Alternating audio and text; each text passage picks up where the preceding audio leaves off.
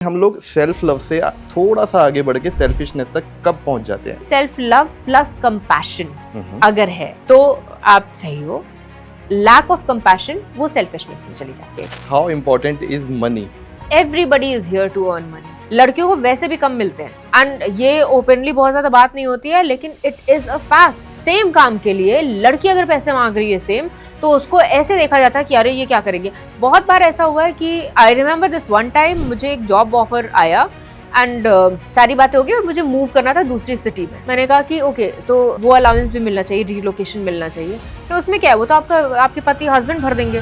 तो मेरे हस्बैंड को जॉब दे रहे हो। Tripti is the name and I am a firm believer of what's in the name, क्योंकि मुझे बड़े सारे नामों से नवाजा गया है। तृप्ति मैंने अपने आप को ही दे दिया है because I am a child lover. कई लोग तिरुपति बुलाते हैं, त्रिपाती हो जाता है, तृप्ति हो जाता है, तृप्ति हो जाता है, तो whatever you want to call me. हाँ ठीक है, इसमें कुछ बात नहीं है, पता नहीं अच्छी चलेगी नहीं चलेगी, और उसको मैंने रख दिया। बाकी और अपलोड करते गए। ये वाला नहीं अपलोड किया मैंने, वो अपलोड किया 10 मिलियन पर है अभी। कोई भी अगर कह रहा है ना कि आपकी वीडियो वायरल करा देंगे, वायरलिटी का ये तरीका होता है, ऐसे होंगी आपकी वीडियो वायरल, ट्रेंडिंग ऑडियो लगा दो, ये कर दो वो कर दो, कोई है ही नहीं। I think content is the only की।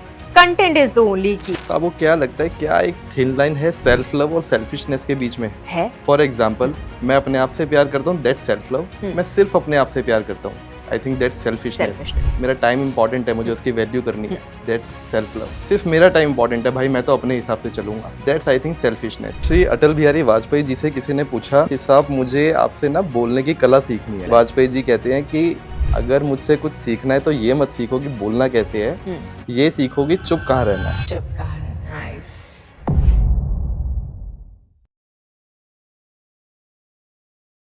नमस्कार दोस्तों, welcome back to my channel the echelon talks. मैं हूं शुभम जैन। वैसे तो हमारे सभी गेस्ट काफ़ी स्पेशल होते हैं, बट आज जो हमारे साथ गेस्ट आई हैं वो थोड़ी ज़्यादा स्पेशल है। You must have listen to her every Monday to Friday 7 से 11 ऑन 104.8 इश्क एफएम। हमने अभी तक इनकी सिर्फ आवाज़ सुनी थी, but today we got lucky that we got a chance to peek into her life and to go behind the mic of RJ Tripti. आप सबसे पहले मुझे ये बताओ, how should I address you? Should I call you Tripti और Tripti, because I know you are a child lover. Child lover, yes, but yes, Tripti is the name. And I'm a firm believer of what's in the name, क्योंकि मुझे बड़े सारे नामों से नवाजा गया है। तृप्ति मैंने अपने आप को ही दे दिया है because I am a child lover. कई लोग तिरुपति बुलाते हैं, त्रिपाती हो जाता है, तृप्ति हो जाता है, तृप्ति हो जाता है, तो whatever you want to call me. So हम आपको आज तृप्ति ही बुलाएंगे। और ये चाय का चस्का आपको कहाँ से लगा, कब से लगा? हम तो भाई proper north Indian middle class family से आते हैं, जहाँ स्टील के ग्लास में सुबह सुबह जब तक चाय नहीं पी जाती है तब तक शुरुआत नहीं होती है।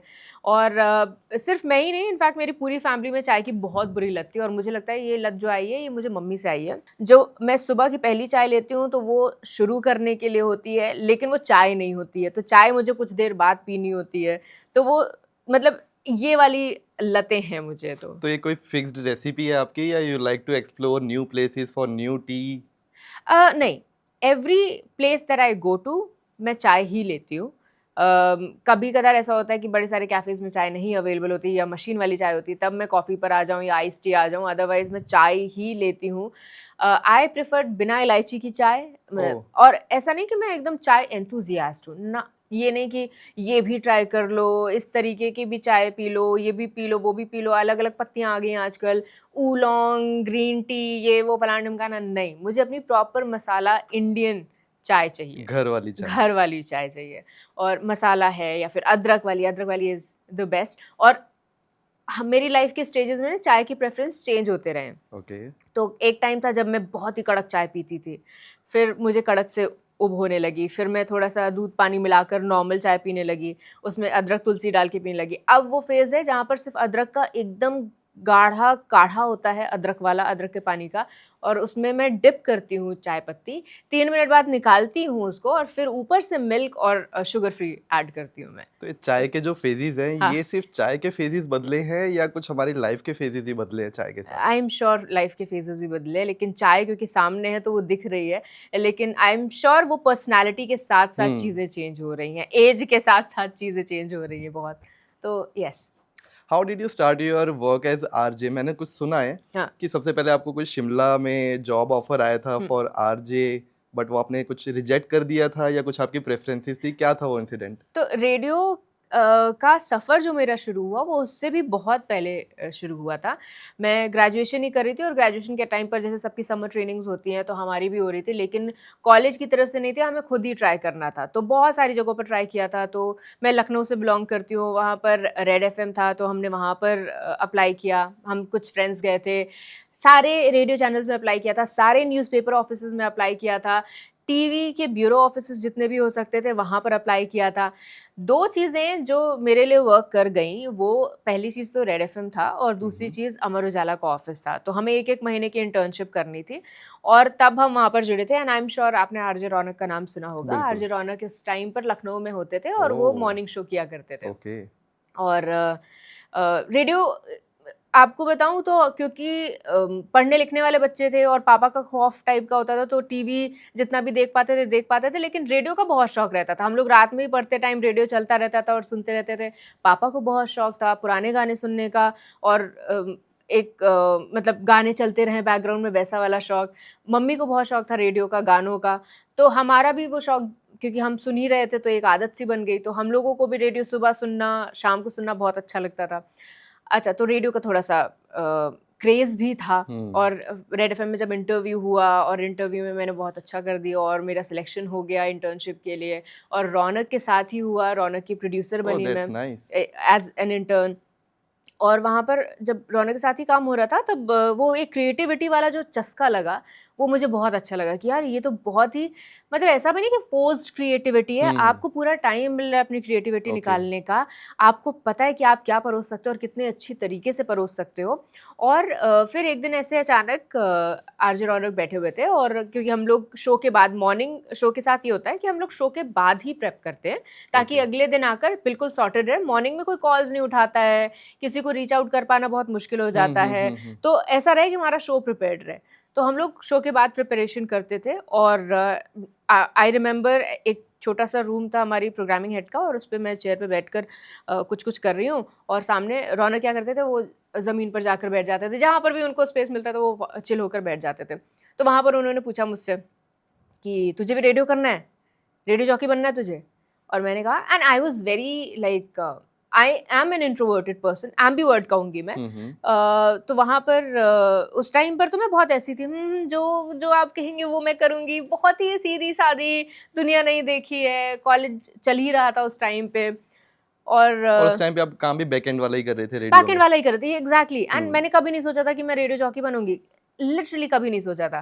तो उन्होंने पूछा रेडियो, मैंने कहा नहीं मैं कहाँ बनूँगी, मेरे तो आवाज़ भी नहीं है। तो वो कहते हैं कि and I will tell you this was not my voice back then oh. And voice change होती है जो बहुत सारे लोगों को नहीं पता है। It's like a muscle, you work on your muscle, your voice will improve. I think Arijit Singh का मैं एक बार इंटरव्यू देख रहा था, हाँ, ही हाँ, also said the same thing okay, कि उन्होंने अपना गला ऐसा बनाया है। हाँ, मतलब वो नेचुरली ऐसी आवाज़ उनकी नहीं थी, हाँ। ओवर द पीरियड उन्होंने कुछ एक्सरसाइजेस करी हैं, उसके बाद उन्होंने अपनी वॉइस ऐसी बनाई, तो आई कैन अंडरस्टैंड योर या point. The more you work on these hmm, muscles, जैसे एब्स बनती है, एब्स मसल्स राइट, हैं, एब्स राइट, बन राइट। सकती हैं, तो ये गले की मसल्स हैं, आपकी वॉइस इंप्रूव होती है। And I I had a very meek, very timid voice, जो मतलब मैं बोल भी दूं और किसी को सुनाई ना दे ऐसे वाले। तो मैंने कहा नहीं मेरे को आरजे नहीं बनना है। तो उनका है कि तुझे क्या लगता है कि वॉइस ही अच्छी होनी चाहिए तभी आरजे बन सकते हैं, क्रिएटिविटी होनी चाहिए। And I think he saw that in me और बहुत अप्रिशिएट किया था उन्होंने एंड बहुत मोरल बूस्ट किया था उन्होंने इस टाइम पर। तो ठीक है, वो एक कहीं न कहीं बैक ऑफ माय हेड वो एक कीड़ा सा आ गया था कि अच्छा radio jockey is good, radio is a nice environment and मैंने टीवी में भी काम किया है, मैंने न्यूज़पेपर में भी काम किया है, मैंने इलेक्शन के टाइम पर, वो भी सबसे मेजर इलेक्शन के टाइम पर टीवी में काम किया है। लेकिन ऑफ ऑल द थिंग्स, मैंने स्टार्टअप में काम किया है, मैंने कॉर्पोरेट कल्चर में काम किया, मैंने हर तरीके से काम किया है। जितना मज़ा मुझे रेडियो में आया है ओके। कि कहीं पर भी नहीं आया, कहीं पर भी नहीं आया। तो और वही रेडियो ने आदत ख़राब कर रखी है। But yes, that's how it started. फिर उसके बाद मुझे ईटीवी में as a host, anchor host कुछ शोज़ मिल गए और वो फ्रीलांस काम था, कर रहे थे। फिर उसके बाद मैंने अपना कॉलेज पोस्ट ग्रेजुएशन कंप्लीट किया। फास्ट फॉरवर्ड मैं वापस ईटीवी के साथ काम कर रही थी लखनऊ में आकर, और वहाँ पर आई वाज लाइक हाँ ठीक है, कर रहे हैं, ठीक है, जो भी है। बट और भी एंकर्स थे, तो उसमें से एक एंकर, उनसे बहुत अच्छी दोस्ती हो गई मेरी, और उन्होंने कहा कि मेरे हस्बैंड जो है ना वो रेडियो स्टेशन स्टार्ट करने वाले हैं, एंड तुम्हारे तो को मतलब ये होस्टिंग का एक्सपीरियंस है, तुम्हें अगर करना हो तो बताना। मैंने कहा हाँ ठीक है, कर सकते हैं। But then after like 2-3 days वो कहती हैं कि रेडियो मिर्ची में हो रहा है हायरिंग, वहाँ पर जाना हो तो बताओ। तो उन्होंने एक नंबर दिया, मैंने कॉल किया, उन्होंने कहा शिमला में हो रहा है। मैंने कहा शिमला तो घर से बहुत दूर है, और तब तक मैं घर से बिल्कुल बाहर नहीं निकली थी। लखनऊ में हमेशा मैंने वहीं पर लाइफ बिताई है, और यही प्लान था कि यहीं पर बिताना है। I still do romanticize with my city, मतलब Lucknow is a very romantic city.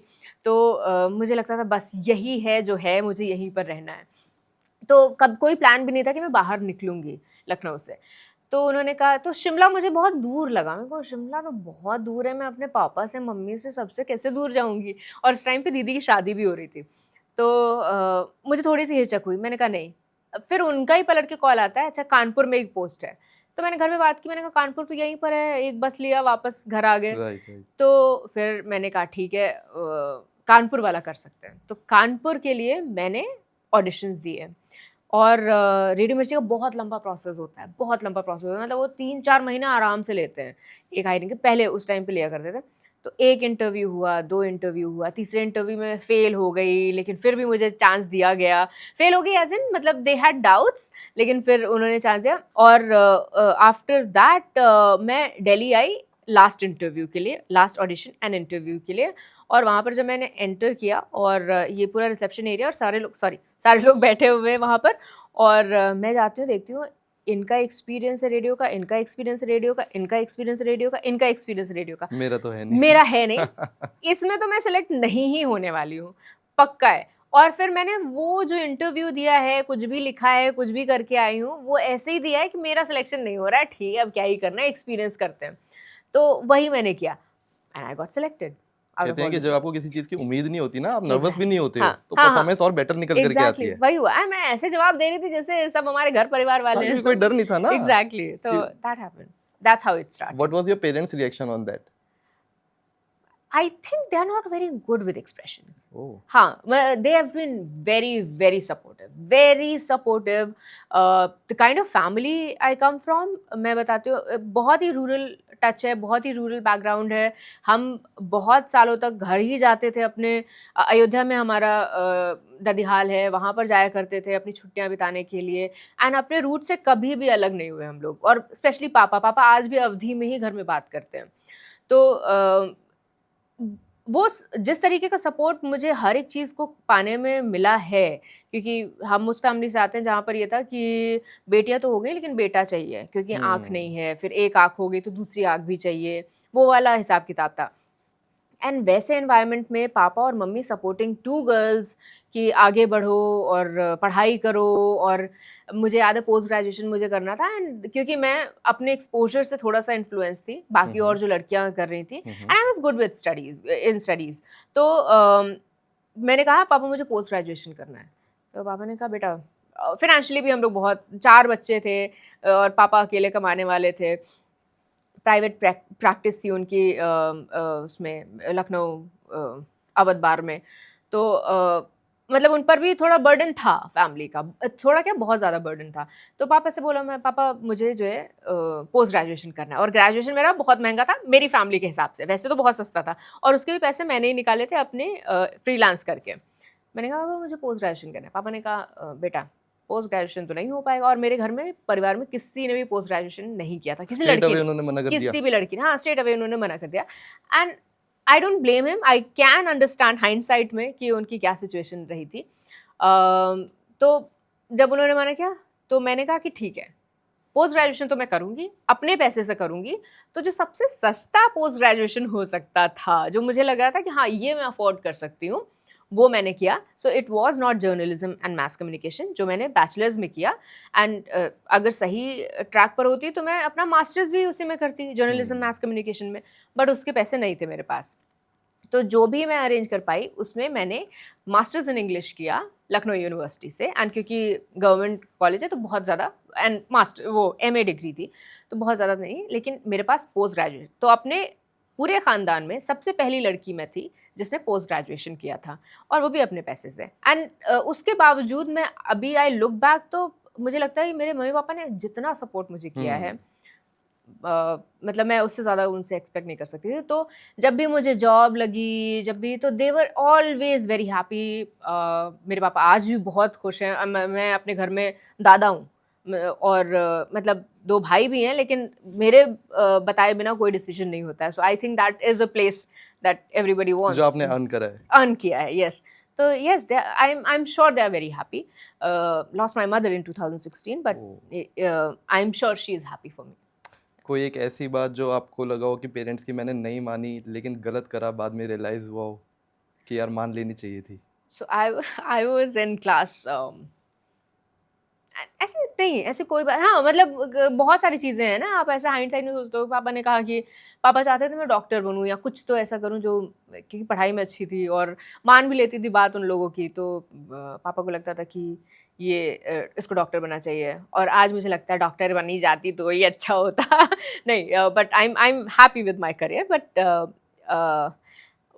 one thing that I actually regret was getting distracted. So this I'm a very like hopeless romantic person. So I remember class 11th 12th में I fell in love. 10th तक मेरा एकदम बहुत ही कमाल का like top 10 toppers में थी मैं अपने स्कूल में। उसके बाद थोड़ा सा डिक्लाइन हुआ क्योंकि डिस्ट्रैक्टेड थी मैं। I don't regret falling in love, but I think the time could have spent well studies wise. And उस टाइम पे my father wasn't doing well, उनका न्यूरो का प्रॉब्लम हो गया था, my family wasn't doing well financially.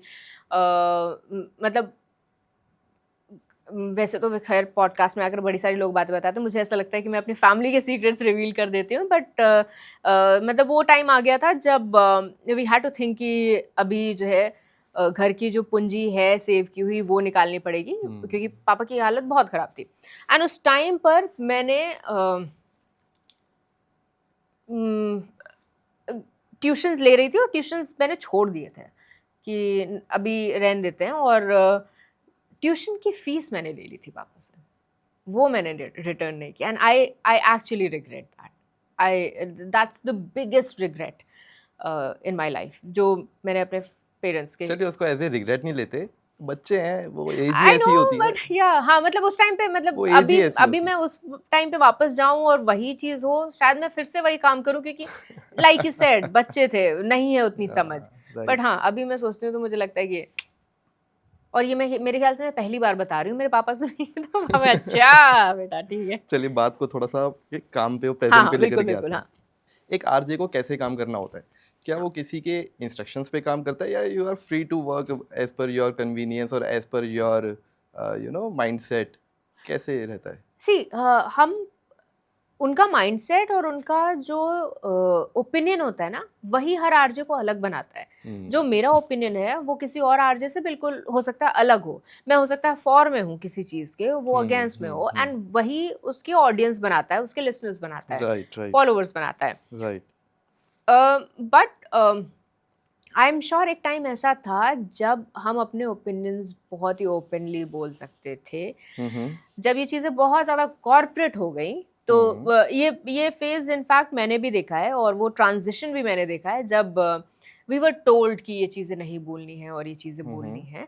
पहले आई am sure ऐसा नहीं था। पहले बड़े सारे ऐसे आरजेज हैं जो सिर्फ इसी वजह से बहुत पॉपुलर हो गए, बहुत ज़्यादा जाने गए, क्योंकि वो अपनी बात बिना डरे बिना। ये आप कौन से एरा की बात कर रहे हैं, अगर आप कुछ ईयर स्पेसिफाई कर पाएं आई थिंक सो दैट हमारी ऑडियंस, हर एज की ऑडियंस कनेक्ट कर पाए कि हाँ ये अगर कोई मैच्योर ऑडियंस नहीं है। आई थिंक वो जो एक कॉर्पोरेट इन्फ्लुएंस आया और फिर बाकी और चीज़ों का कॉर्पोरेट पर इन्फ्लुएंस आया, वहाँ पर सोशल मीडिया का भी रोल है इसमें? रोका। सोशल मीडिया आई थिंक बहुत सारे लोग फिर सोशल मीडिया की तरफ ही बढ़े जब यहाँ पर बातें रोकी जाने लगी कि अब हमारे पास माइक तो है लेकिन बंधे हुए हैं हम, फ्रीडम ऑफ हाँ, स्पीच नहीं है। फ्रीडम ऑफ स्पीच नहीं है, तो हम लोग फिर सोशल मीडिया की तरफ बढ़े कि अभी यहाँ पर तो है, अभी हम यहाँ पर बोल सकते हैं, वो जब आएगी बंदिश तब आएगी, देखा जाएगा। बट हाँ, सो एज एन आरजे जब आप अपनी चेयर पे जाके बैठते हैं, एयर होने से जस्ट पहले वाला मोमेंट, अपना माइक ठीक करते हैं, अपनी चेयर पे जाके बैठते हैं, क्या थॉट होता है उस टाइम पे दिमाग में? मैं तो बोलूँगी फर्स्ट डे जब मैं ऑन एयर गई थी और लास्ट डे जब मैं ऑन एयर गई थी, तब तक मुझे वही नर्वसनेस, वही बटरफ्लाइज हमेशा फील हुई हैं। मैं हमेशा नर्वस रही हूँ माइक ऑन करने से पहले। आई होप आप आज नर्वस नहीं है। नहीं, माइक के ऐसा, मैं ये बताऊँ कि जब जब भी मैंने इंटरव्यूज़ लिए हैं या दिए हैं, मेरे ख्याल से I have done well. Interviews मेरे ख्याल से 40 रहा है, मैं बहुत अच्छे इंटरव्यूज़ लेती थी। बट जब बात आती है बोलने की ना, तो इतने ज़्यादा थॉट्स होते हैं आपके पास। एक चीज़ जो बहुत सारे लोगों को नहीं पता है रेडियो के बारे में, वो ये है, लोगों को लगता है कि रेडियो पर जो रेडियो जॉकीज़ होते हैं वो बहुत ज़्यादा बोलते हैं, इस वजह से रेडियो जॉकीज़ बनते हैं। बट आपको बता दूं, हम 1 से लेकर 1.5 मिनट के अंदर हमको अपनी बात खत्म करनी होती है। उस बीच में हमें ये भी बोलना होता है कि हम किस स्टेशन से हैं, मेरा नाम क्या है, शो का नाम क्या है। फिर हम पहले तो उसका स्टार्ट देते हैं, फिर हम टेक देते हैं, फिर हम आउटरो करते हैं। तो इंट्रो, सैंडविच एंड आउटरो, ये होता है हमारा। प्लस ये भी तो प्रेशर रहता होगा ना कि कुछ ऐसा ना बोल दें जो नहीं बोलना गलत चाहिए। नहीं बोलना है, एग्जैक्टली। सो कई सारे रेडियो स्टेशंस में एक स्विच होता है ओके। कि जैसे ही आप के मुंह से, अगर बड़े लोगों की आदत होती है कुछ निकल जाए, गाली कुछ गलौज या अच्छे कुछ, वर्ड्स हाँ, निकल कुछ जाए। अच्छे वर्ड्स निकल जाए, तो वो स्विच आपको तुरंत दबाना होता है। ओके। और क्या होता है, जो हमारा ऑन एयर से लेकर, लाइव से लेकर ट्रांसमिशन तक का टाइम होता है, बेसिकली 8 सेकेंड्स होते हैं कुछ, ओके। वो सो कट हो यू गेट जाते दैट 8 सेकंड विंडो हैं। हाँ, जहाँ तो पे फिर आप आपने वो कट किया, फिर आपने वापस बोलना स्टार्ट किया और वो डायरेक्ट ऑन एयर होगा, मतलब फिर वो ट्रांसमिशन वाला टाइम गैप गया आपका, तो वो कहीं कहीं पर होता है। तो हाँ, बहुत बहुत ज़्यादा हमको प्रिपेयर्ड रहना पड़ता है। तो इनिशियली रेडियो मिर्ची, जो भी मैंने रेडियो के बारे में सीखा है बेसिक्स, वो सारा रेडियो मिर्ची से सीखा है। तो ये है कि आप अपने पॉइंटर्स एटलीस्ट, कई कई लोग लिखते हैं स्क्रिप्ट पूरी जो हमें बोलना होता है, लेकिन एटलीस्ट पॉइंटर्स अपने तैयार रखो। होता क्या है कि हमको लगता है कि रेडियो पर हमारे माइक ऑन क्या बोल रहे हैं, सामने एक सॉफ्टवेयर होता है, सामने एक हार्डवेयर होता है, and then your content. So everything you will have to like balance, सब मैनेज करके चलना होता है कि सॉफ्टवेयर भी सही है, कौन सा गाना आ रहा है, आपको नेक्स्ट टू प्ले करना है, जेटा चल रहा है, और फिर हमारा हार्डवेयर है, माइक ऑन है नहीं है, हॉटकी वाला बटन ऑन है या नहीं है, जब हॉटकी चल रही है तब हम ऑन करेंगे उसको, या वो ऑन रखना है। लाइक सो मेनी थिंग्स एक ही टाइम पर। अब उस टाइम पर अगर आपको अपना कंटेंट भी सोचना पड़ रहा है कि आप क्या बोलना चाहते हो, क्या नहीं बोलना चाहते हो, तो थोड़ा सा डिफिकल्ट हो जाता है। तो हमको हमेशा यही बताया जाता था, एटलीस्ट अपने पॉइंटर्स सामने रखो कि कुछ भी इधर उधर हो, गड़बड़ हो, लेकिन आपका कंटेंट सॉर्टेड है। स्टिल कोई ऐसा इंसिडेंट हुआ है जहाँ पे आपने कुछ ऐसा बोल दिया हो, वो ऑन एयर गया है, नहीं गया, कुछ ऐसा नहीं, इंसिडेंट? क्योंकि लाइव के साथ प्रॉब्लम ये होती है, लाइव में तो कई बार ऐसा होता है कि मैंने कभी कुछ डेरोगेटरी नहीं बोला है, मैंने कभी कस वर्ड्स नहीं बोले हैं, मैंने कभी कुछ ऐसा नहीं बोला है। हाँ, गड़बड़ हुई है, बहुत बार हुई है, गड़बड़ हुई है, लेकिन मैंने कुछ गलत नहीं बोला है कभी, मुझे ये याद है। और कई बार सॉन्ग को लेकर गलत इन्फॉर्मेशन हुई है कि, और वो नॉर्मली वो ऐसा होता है कि सामने ही लिखा रहता है हमारे सामने कि ये किसने गाया है, किस मूवी से है, कौन लिरिसिस्ट है, कौन कंपोजर है। एंड क्योंकि मुझे लिरिक्स से बहुत प्यार रहता है, तो मैं लिरिसिस्ट ज़रूर से ज़रूर बताती हूँ कि भाई ये इनका लिखा हुआ गाना है। तो कभी कदार उसमें प्रॉब्लम हुई होगी, ये तो है। कई बार बटन्स वगैरह में प्रॉब्लम रही है, ये तो है।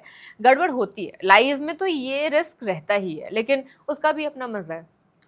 एक बार ना श्री अटल बिहारी वाजपेयी जी से किसी ने पूछा कि साहब मुझे आपसे ना बोलने की कला सीखनी है। हाँ, आप जो उनका जवाब सुनोगे आप हैरान रह जाओगे। क्या बोला? वाजपेयी जी कहते हैं कि अगर मुझसे कुछ सीखना है तो ये मत सीखो कि बोलना कैसे है, ये सीखो कि चुप कहाँ रहना है। चुप कहाँ रहना। नाइस, तो कई बार बोलने से ज़्यादा इम्पोर्टेंट और अच्छा होता है चुप रहना, चुप रहना। ना बोलना। करेक्ट, बहुत अच्छी बात है।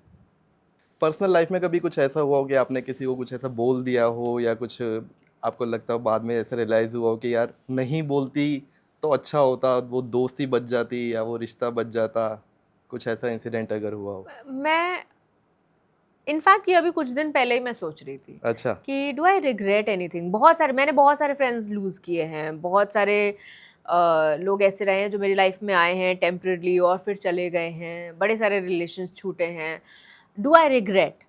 बट लाइक आई सेड, अगर मैं वापस जाऊं उस जगह पे और मुझे दोबारा वही करना पड़े तो क्या मैं वो चीज़ करूँगी? यस, एग्जैक्टली वही करूँगी, क्योंकि मतलब मेरे पर्सपेक्टिव से मेरे वो डिसीजंस गलत नहीं थे।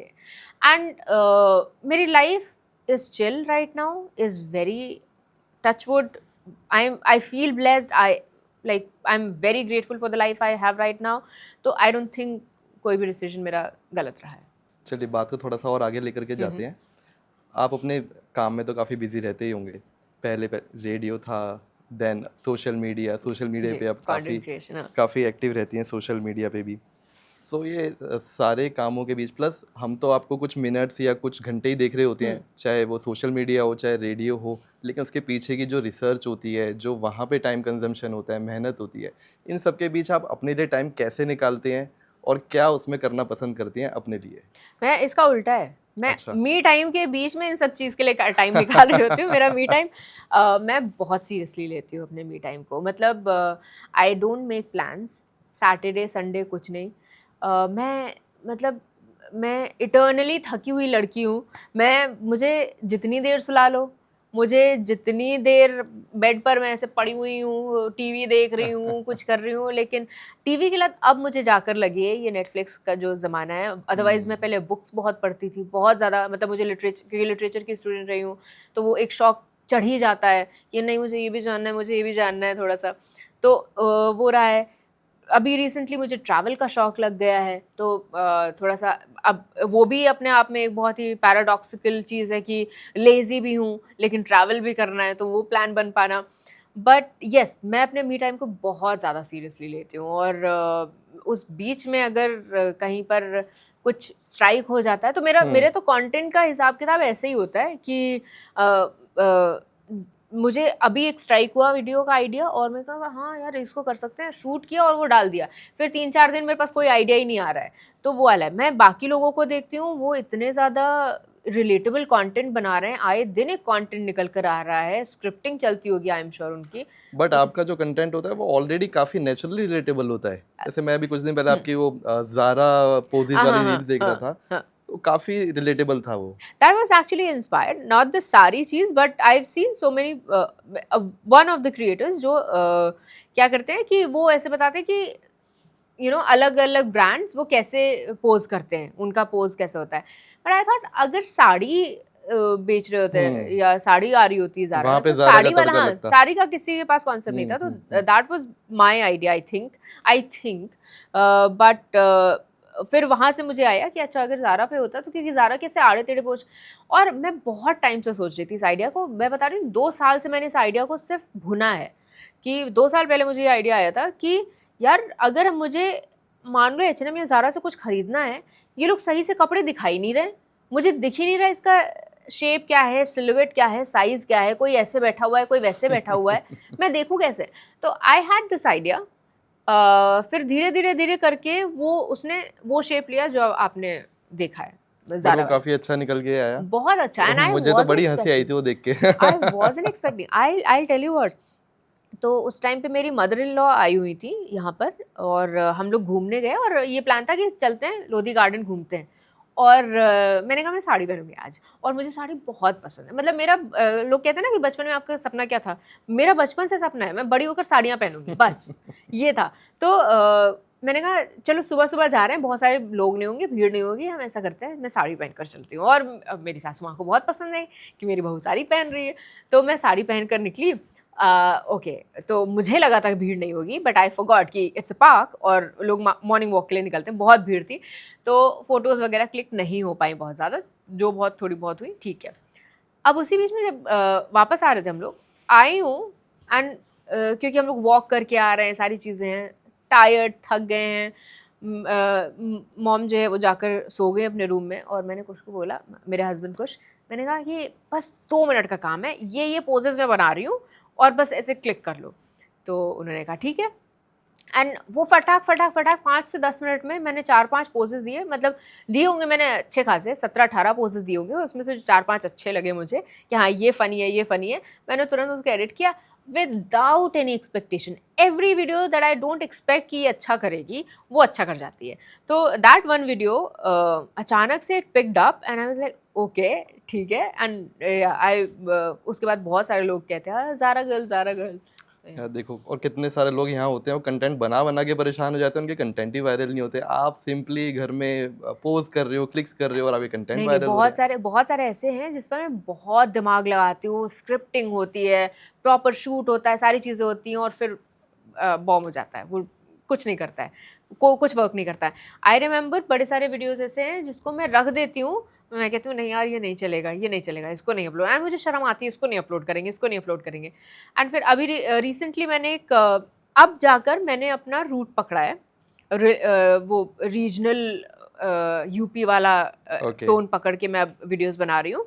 तो वो मैंने उठाया, और हमारे घर परिवार में बड़ी सारी ऐसी भाभियाँ होती हैं जो थोड़ी-सी क्वर्की होती हैं, थोड़ी-सी हाँ, एजी रिसेंटली होती हैं। मैंने देखा एक रील थी, उसमें आपकी भाभी का काफ़ी सपोर्टिव भी थी। हाँ, नहीं वो ननद भाभी वाला, हाँ, दैट अगेन सो ये वाला वीडियो मैंने बनाया और मैंने कहा नहीं इसको मैंने जनवरी में बनाया था, अब जाकर मैंने उसको अपलोड किया था and it did really well. फिर मैं और शिवानी साथ में शूट करने का प्लान बनाया, हमने सारे वीडियोस बनाए और उसमें एक वीडियो जो था मैंने कहा कि हाँ ठीक है, इसमें कुछ बात नहीं है, पता नहीं अच्छी चलेगी नहीं चलेगी, और उसको मैंने रख दिया। बाकी और अपलोड करते गए, ये वाला नहीं अपलोड किया मैंने, वो अपलोड किया 10 मिलियन पर है अभी।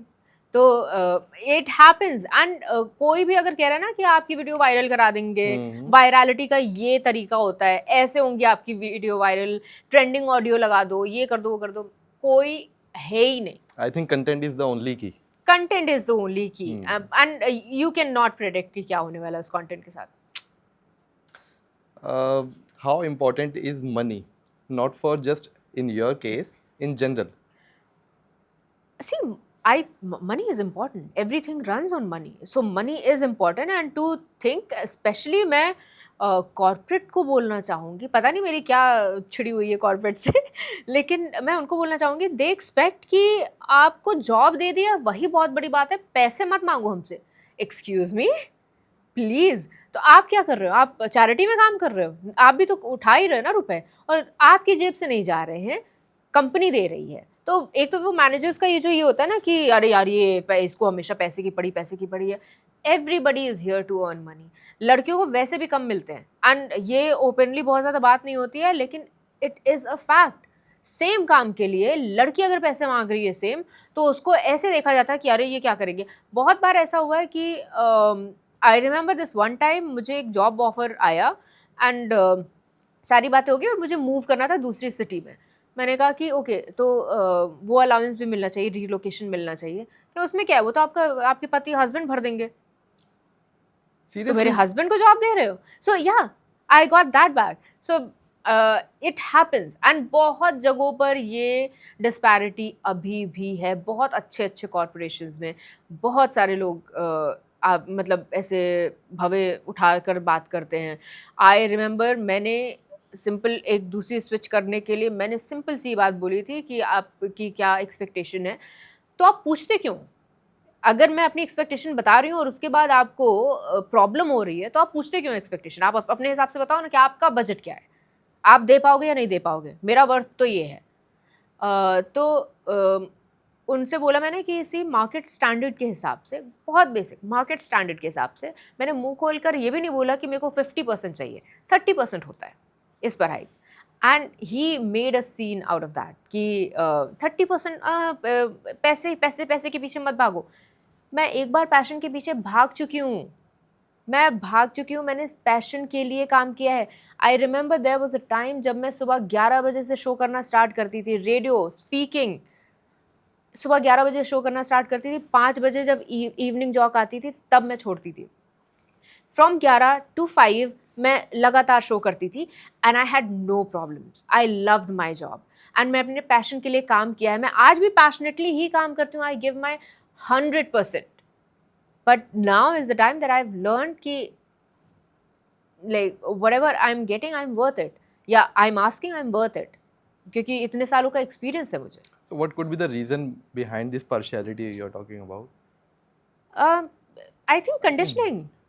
Oh, यही होता है कि लड़की है तो उसके घर वाले मतलब उसको अपने लिए चाहिए.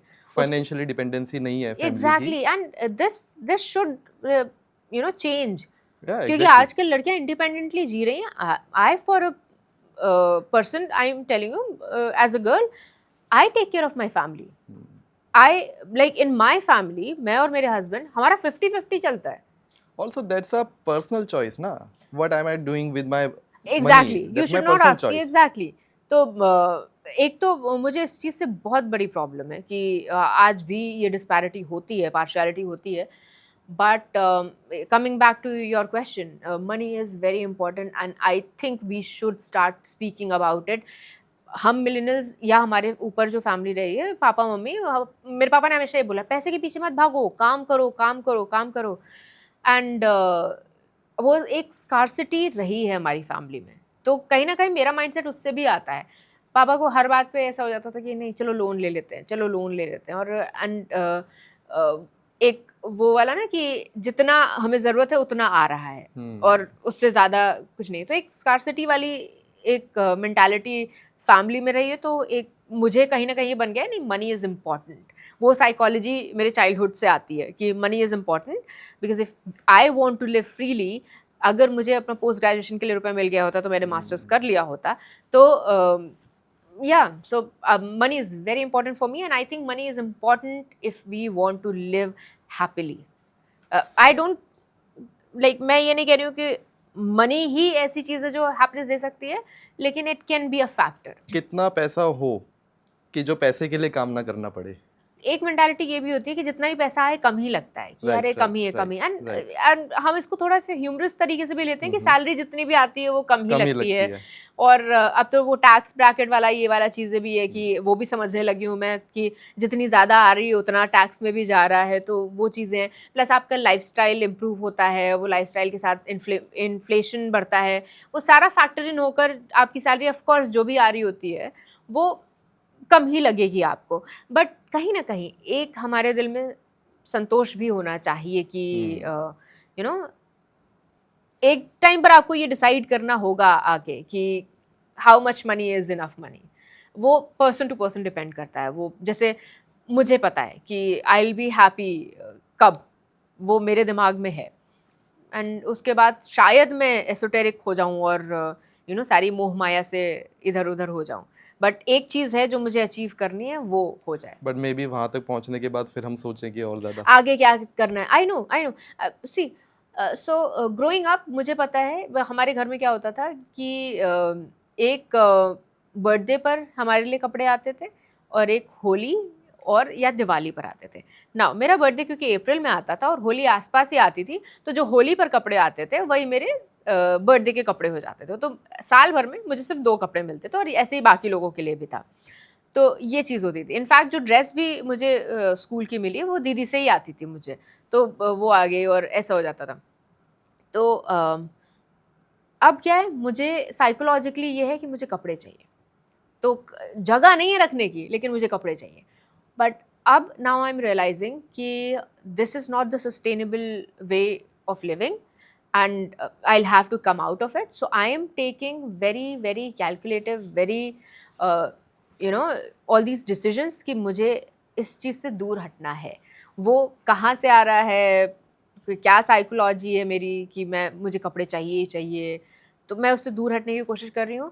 एंड वही अपने एफर्ट्स होते हैं, तो वो पर्सन टू पर्सन सबको देखना पड़ेगा. Yes exactly. And you are a CA, you will know कितने पैसे चाहिए होंगे. Anyway, what do you think about self love? जैसे आपने कपड़ों वाली कहानियां भी बोली, that can also be a part of self love concept. Yes. But अभी आप कह रहे हैं कि मैं उससे थोड़ा सा दूर होने जा रही हूँ, तो दूर हो मे रही बी कुछ और अब आपके Yes, माइंड में हाँ, हो कि मुझे skincare. अपने लिए ये करना है, तो वो हम सेल्फ लव की कैटेगरी में लेंगे। हाँ हाँ, तो ओके, जब सेल्फ लव की बात होती है और जब मैंने कपड़ों की बात की, तो मेरे दिमाग में यही है कि कपड़े आप कितने भी खरीद लोगे वो बाहरी है, वो सेल्फ लव का पार्ट आपको लग रहा है, वो सेल्फ लव का पार्ट नहीं है। सेल्फ लव तब है जब जो कपड़े आपके पास हैं उसको आप पहन रहे हो, you are feeling good about it, you are feeling good about your self, कि हाँ आप उसमें भी अच्छे लग रहे हो, दैट्स सेल्फ लव। ये मुझे समझते समझते समझ में आया है। तो पहले ये होता था, इसमें मैं नहीं अच्छी लग रही हूँ, ये तो नहीं अच्छा है, मेरे पास तो कपड़े भी नहीं है, पूरा वार्डरोब भरा हुआ है लेकिन मेरे पास तो कपड़े नहीं है। That's actually the opposite of self love, क्योंकि आपको अब वो कपड़े नहीं अच्छे लग रहे हैं जो एक टाइम पर आपको अपने ऊपर अच्छे लग रहे थे। That means you don't love your self enough, and कपड़ों से ज़्यादा मोह है आपको। तो वो मोह आपको इधर लाना है, अपनी तरफ इंटरनलाइज करना है, कि एंड मैंने जो भी पहना है, मेरे पास जो भी मैं है, अच्छी लग रही मैं हूँ। बेस्ट हूँ। हाँ, वो सेल्फ लव है। एंड बहुत सारी और चीज़ें, एंड ये हमेशा एकदम सॉलिड नहीं जाता है कि आज मैंने डिसाइड कर लिया कि नहीं अब तो मैं कपड़े नहीं खरीदूंगी तो मैं नहीं खरीदूंगी। वो एक थोड़ा थोड़ा कभी कदार ऐसा टाइम आता है जब मुझे लगता है कि आए हैं बाहर, अभी कल ही मैंने ले लिया, लाइक बहुत ही इम्पल्सिव। मैंने कल एक सूट ले लिया and I am not even sure कि अब मैं उसको पहनूंगी नहीं पहनूंगी, क्योंकि वहां पर तो मैंने ले लिया बट मुझे अच्छा नहीं लग रहा अब। सो ये इम्पल्सिव डिसीजंस होते हैं, मैं बहुत बार बैकफुट पर जाती हूँ, बट वहीं से सारे लेसन्स मुझे आ रहे हैं कि हाथ रोक कर नहीं, मन को रोक कर चलना है, हाथ रोक कर नहीं चलना है, मन को रोक कर चलना है, because it's not sustainable. But self love के कॉन्सेप्ट में अगर हम थोड़ा सा और डीपली जाएं, तो आपको क्या लगता है, क्या एक थिन लाइन है सेल्फ लव और सेल्फिशनेस के बीच में? है। फॉर एग्जाम्पल, मैं अपने आप से प्यार करता हूँ, दैट्स सेल्फ लव। मैं सिर्फ अपने आप से प्यार करता हूँ, I think that's selfishness. Selfishness. मेरा टाइम इंपॉर्टेंट है, मुझे उसकी वैल्यू करनी है, दैट्स सेल्फ लव। सिर्फ मेरा टाइम इंपॉर्टेंट है भाई, मैं तो अपने हिसाब से चलूंगा, that's I think selfishness. What do you think about this, कि हम लोग सेल्फ लव से थोड़ा सा आगे बढ़ के सेल्फिशनेस तक कब पहुंच जाते हैं, और क्या हमें माइंड में रखना चाहिए उस चीज़ को कंट्रोल करने के लिए? और कई बार ऐसा भी होता है कि आपके लिए आप जो कर रहे हो वो सेल्फ लव है, लेकिन वही दूसरे चीज के कोई लिए वो दूसरा कर रहा है तो सेल्फिशनेस है। आपको तो सेल्फिशनेस वही मैं कह रहा लगती था, है। वो हाँ एक बड़ी थिन लाइन है जिसका हाँ हमें ध्यान रखना हाँ पड़ेगा। हाँ। अब मुझे लगता है कि सेल्फ लव प्लस कंपैशन अगर है तो आप सही हो। लैक ऑफ कंपैशन वो सेल्फिशनेस में चली जाती है। कंपैशन, काइंडनेस वो तो रखना पड़ेगा।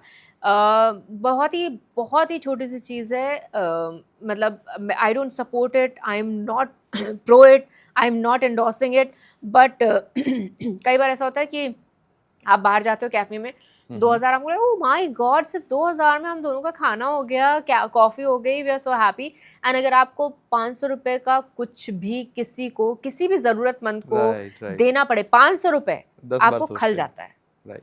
तो आई थिंक वो एक सेल्फ लव के साथ you are saying yes to your self and no to others, क्योंकि एक मैंने कहीं पढ़ा था कि when you are saying no to someone you are saying yes to yourself. क्योंकि कई बार ऐसा होता है कि when you don't love yourself और यू डोंट वैल्यू योरसेल्फ, आप दूसरों की हर बात मानते जाते हो, आप मना नहीं कर पाते हो किसी चीज़ को।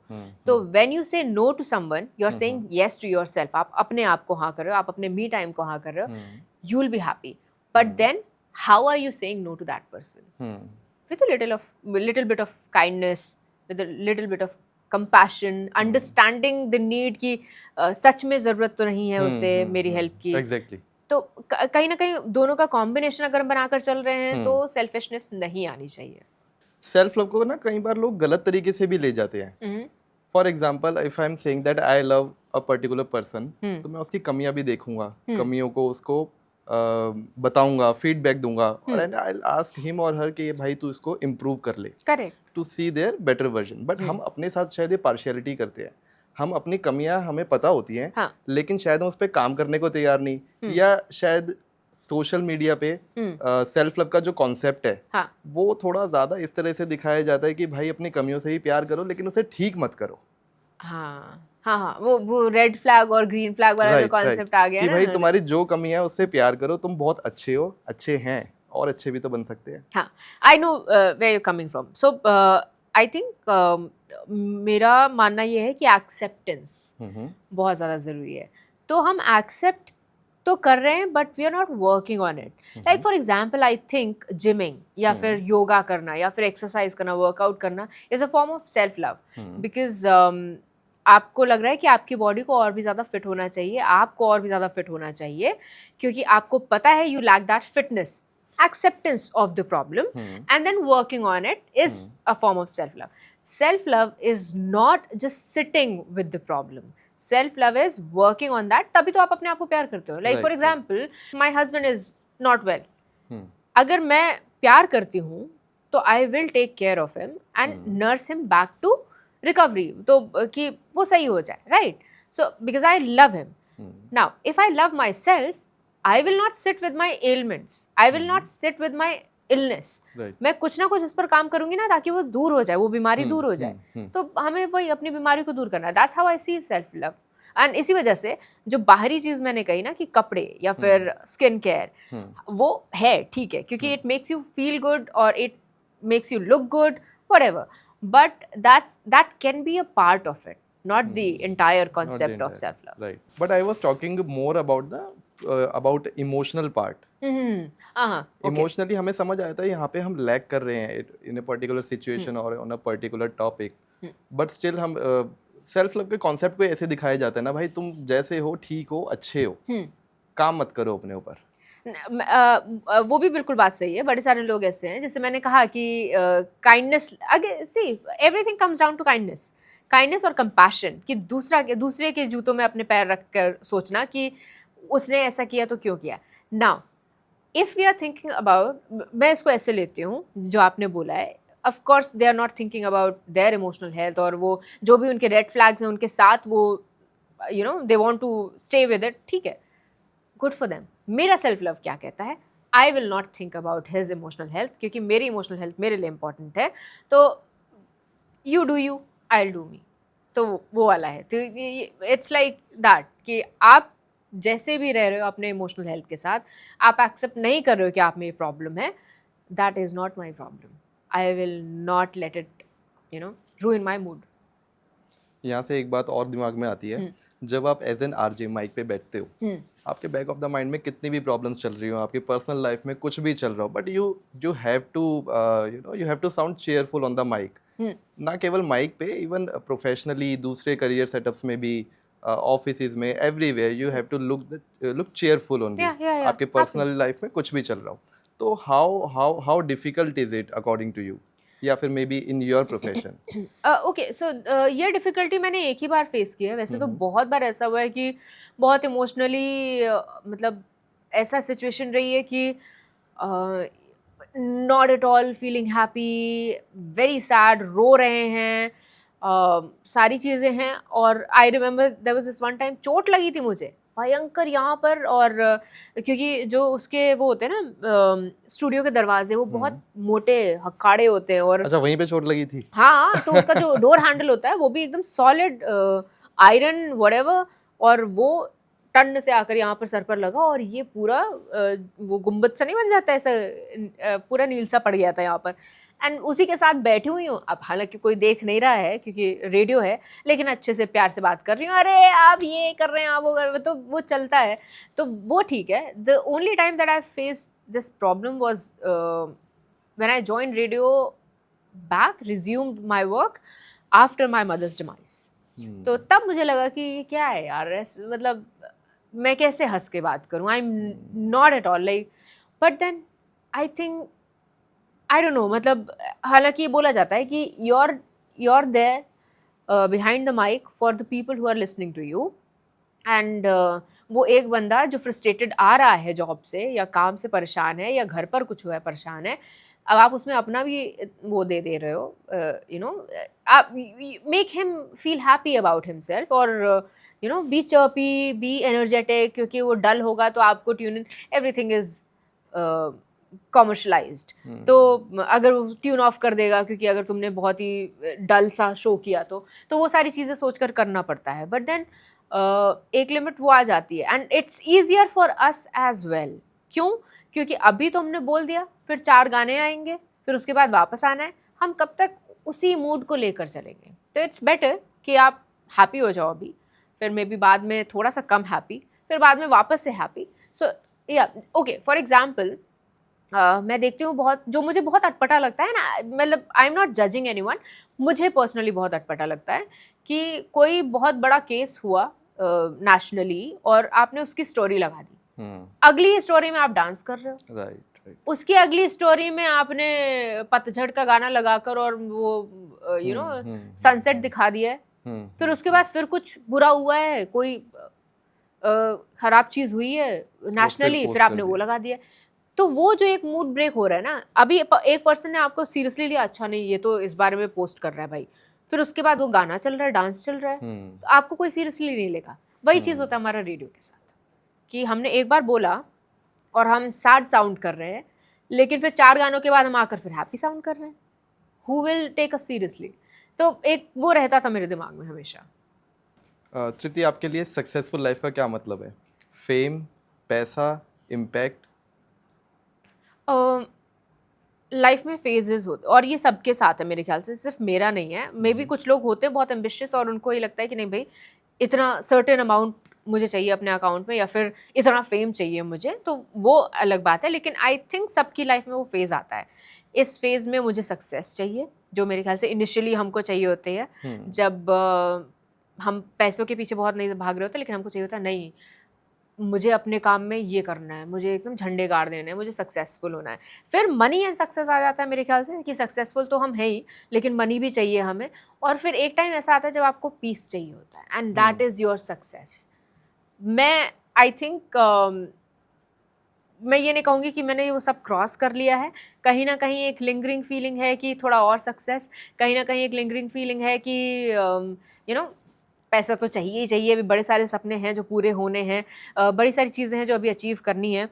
लेकिन हमेशा से ही कभी किसी ने मुझसे पूछा है पीस और हैप्पीनेस, मैंने हमेशा पीस सेलेक्ट किया है. I have that side to me, जो बाहर पार्टी के लिए नहीं जाती है कभी, जो सोशलाइज नहीं करती है, कहीं 2 महीने में एक बार शायद मैं किसी फ्रेंड से मिलने चली जाऊँ, वो होता है.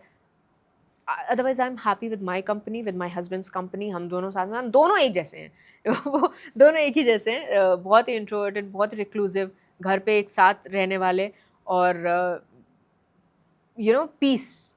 हमको चाहिए शांति. आपने बोला दैट यू आर इंट्रोवर्ट. मैंने सुना भी है आपके कई इंटरव्यूज में दैट यू आर इंट्रोवर्ट. आपको संजीदा बातें करना ज़्यादा पसंद है? नहीं, संजीदा बातें करना नहीं पसंद है. अच्छा. मुझे तो बातें करना नहीं पसंद है, लेकिन प्रोफेशन ही है सर. डीप कॉन्वर्सेशंस या serious yeah. Conversations, right? But आपकी जब हम रील्स देखते हैं सोशल मीडिया पे, वो काफ़ी कॉमेडी और फन होती है. तो how do you shift this role?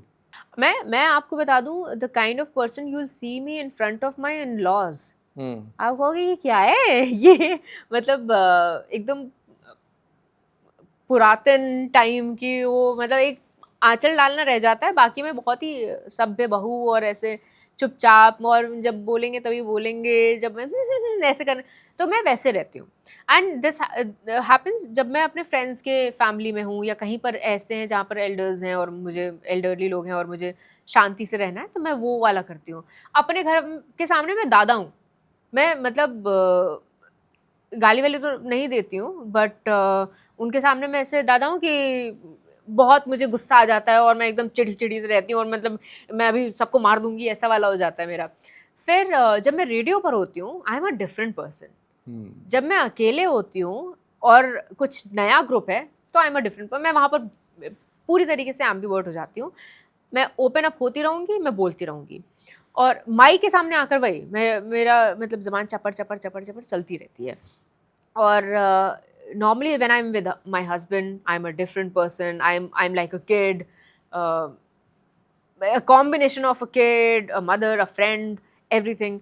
And otherwise जब मैं उस पर होती हूँ कैमरा के सामने, तो I'm an actor. सो जगह के हिसाब से अपना बिहेवियर चेंज करना बड़ा ज़्यादा ज़रूरी हो जाता है. बहुत ज़्यादा ज़रूरी हो जाता है. मतलब ज़रूरी नहीं, मैं नहीं कहूँगी, मुझे तो लगता है कि एक्चुअली नहीं होना चाहिए. मुझे लगता है कि एक ही सिचुएशंस में तो होना चाहिए. अगर आप सपोज किसी सैड मोमेंट पे हम हंसते रहेंगे तो कैसा लगेगा ना. हाँ नहीं, बट मुझे ये लगता है कि एक पर्सनालिटी रखना इज ईजियर. बट हाँ, मैं ये मानती हूँ कि why this nature, this personality is because I have always been an actor. I think an actor तो वो अलग अलग जगहों पर अलग अलग सिचुएशन में एक स्टेज ये है, एक स्टेज ये है ना। Think of it like stage wise कि एक स्टूडियो का पार्ट ये है, एक स्टूडियो का पार्ट वो है, कि ये वाला है, तो यहाँ पर अलग तरीके से बात करें मैं, तो मेरे दिमाग में वैसे पिक्चर चला करती है, तो वो फ्रेम बाय फ्रेम मैं अपनी एक्टिंग चेंज किया करती हूँ, तो वैसा रहता अगर आज वाली तृप्ति है। 15 साल वाली तृप्ति से मिलती है, आज वाला वर्जन 15 साल की उम्र वाली तृप्ति के वर्जन से मिलती है, तो आपको क्या लगता है वो 15 साल वाली बच्ची या लड़की वो आपको देख के खुश होगी या उसकी कोई कंप्लेंट होगी? नहीं, खुश होगी। आई थिंक मतलब हाँ, आई एम श्योर खुश होगी। बहुत सारे मायनों में, बहुत सारे एस्पेक्ट्स में वो खुश होगी। In fact do you talk to yourself?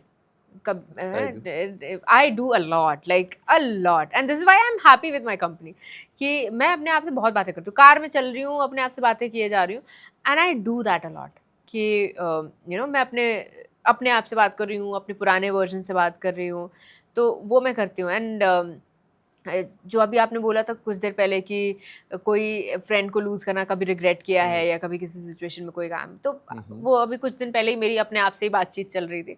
तो यस, आई थिंक वो जो मेरा पुराना वर्जन है, शी'd बी हैप्पी बहुत मायनों में। कुछ रैपिड फायर क्वेश्चंस करते हैं जी बिल्कुल। जो आपको भी अच्छा लगेगा may be. On air mistake you will never forget?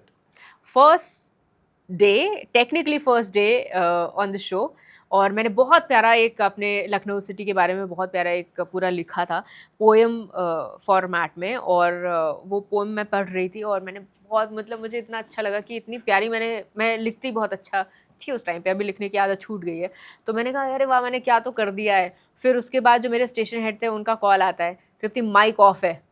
Okay फिर मैंने माइक ऑन करके दोबारा उसको किया था। बट यस, वो फर्स्ट तो that was technically blank air. वो मैं क्योंकि उस टाइम पे मैं म्यूजिक बंद कर दिया है मैंने, लेकिन मैंने माइक ऑन नहीं किया Got है, it. तो वो blank बाहर जो गया जा रहा है होगा। वो ब्लैंक जा रहा है। उस टाइम पे कुछ नहीं चल रहा है, लेकिन मेरी आवाज़ नहीं जा रही क्योंकि माइक ऑन नहीं है, तो वो that was blank air, first mistake. Radio और podcasting, what's tougher? Radio, okay, it's live. या It's live. Right. If you are doing a live, it's live. Podcasting is again another version of radio, but radio is the father. So yeah, scripted और spontaneous? थोड़ा scripted थोड़ा spontaneous. Normally होता क्या है कि अगर आपने पूरा स्क्रिप्ट कर दिया तो ऐसा लगता है जैसे आप पढ़ रहे हो, तो पॉइंटर्स लिख लो, थोड़ा सा स्क्रिप्ट कि ये तो बोलना ही बोलना है, लेकिन स्पॉन्टेनिटी अच्छा हेल्प करती है। कोई आपका फेवरेट गाना जो ऑल टाइम फेवरेट हो कि किसी भी मूड में यार ये तो सुनना ही सुनना है? ये इस टाइप का म्यूजिक मेरा वैसे तो फेवरेट म्यूजिक नहीं होता है, बट ये गाना जब भी चलता है मेरे को मजा आ जाता है। कजरारे, कजरारे? कजरारे मतलब पता नहीं Wow. क्या उसमें है कि थोड़ा सा मन हो जाता है कि डांस ही कर लो वहां पर कुछ, एंड ऐसे बहुत सारे सॉन्ग्स हैं, लेकिन अभी सबसे पहले जो दिमाग में आया वो कजरारे है। It's a good party song और प्लस थोड़ा नॉस्टैल्जिया भी है। हाँ एग्जैक्टली, तो थोड़ा सा लाइव कॉलर और सेलिब्रिटी इंटरव्यू?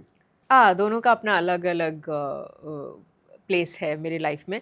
सेलिब्रिटी इंटरव्यूज़ बहुत पसंद आते हैं मुझे, क्योंकि बहुत कुछ सीखने को मिलता है, प्लस आप नर्वसनेस होते तो आपके इम्प्रूवमेंट के चांसेस बढ़ जाते हैं। Every time I have interviewed a celeb, मुझे हमेशा ये लगा कि पहली बार करने जा रही हूँ, इतने घबराहट होती है मुझे, बट येस मुझे सेलेब इंटरव्यूज़ कुछ कुछ बहुत अच्छे एक्सपीरियंस रहे हैं। लाइव कॉलर से भी बात करने में, क्योंकि वो भी ना ऐसे बन जाते हैं कि दोस्त हो गए हैं अब डेली। अरे तृप्ति जी आज आपने ये नहीं किया, अरे तृप्ति जी आज आपने वो नहीं किया, तो रिपीटेड कॉलर्स आते हैं? बहुत बहुत बहुत बहुत बहुत मतलब कुछ तो गिने चुने हैं ही हैं जिनके कॉल्स आने ही हैं, तो I can think of names right now. Okay Tripti, काफ़ी अच्छा लगा आपसे बात करके। So it was a great conversation with RJ Tripti.